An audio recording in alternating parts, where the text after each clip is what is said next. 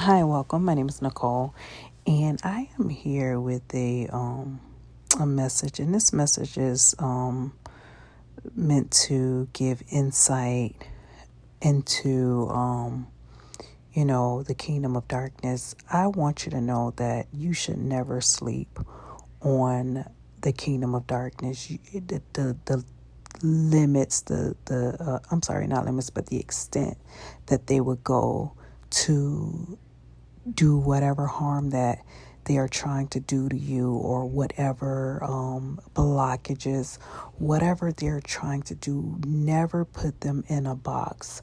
And I say this because the things that I've learned just this year regarding how they operate, some of the ways that they even use to monitor you, that the Holy Spirit was revealing to me, that just would blow my mind.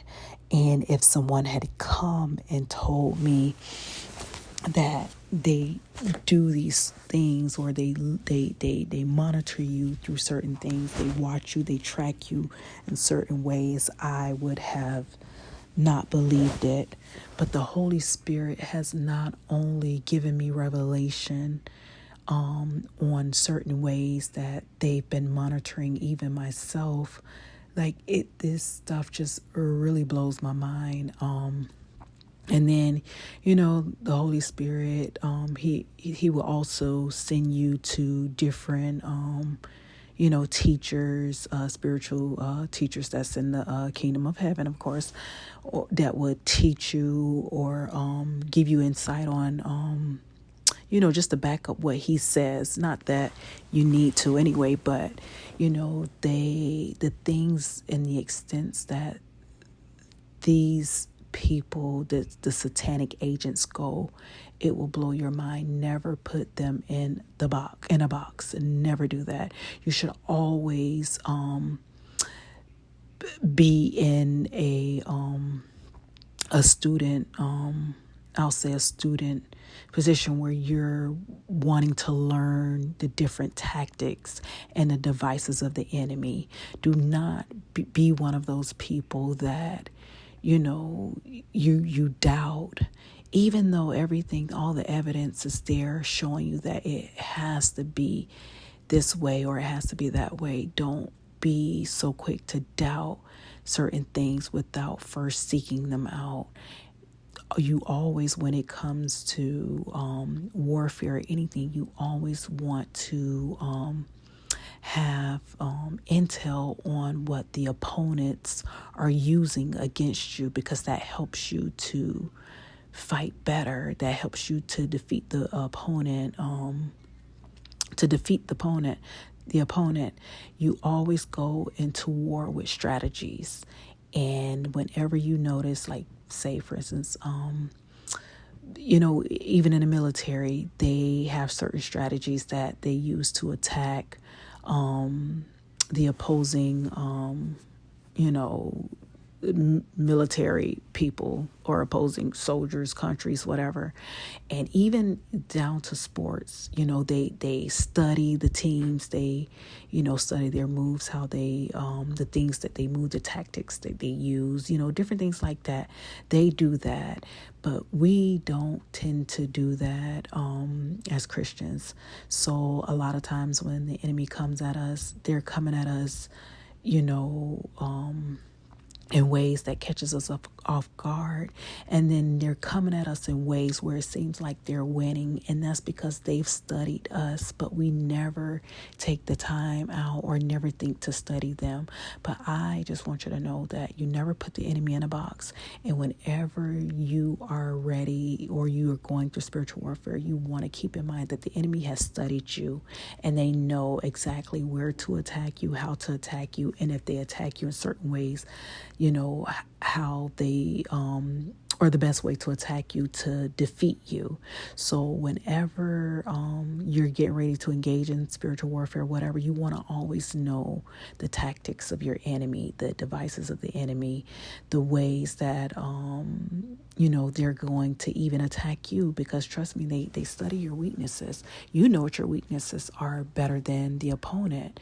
So that's like a heads up right there for you, where it's like, okay, I know they know I'm like this. So you may have an issue with you're not fully past like certain things like with lust, or you may have struggled with rebellion, like different things like that, or disobedience, things like that. So if you know that these are struggles, some of your bigger struggles in your life, you want to always, keep that in mind when you know that the enemy's going to attack you, or just the enemy's going to always be attacking you if you're here and you picked up your cross and you're following Christ.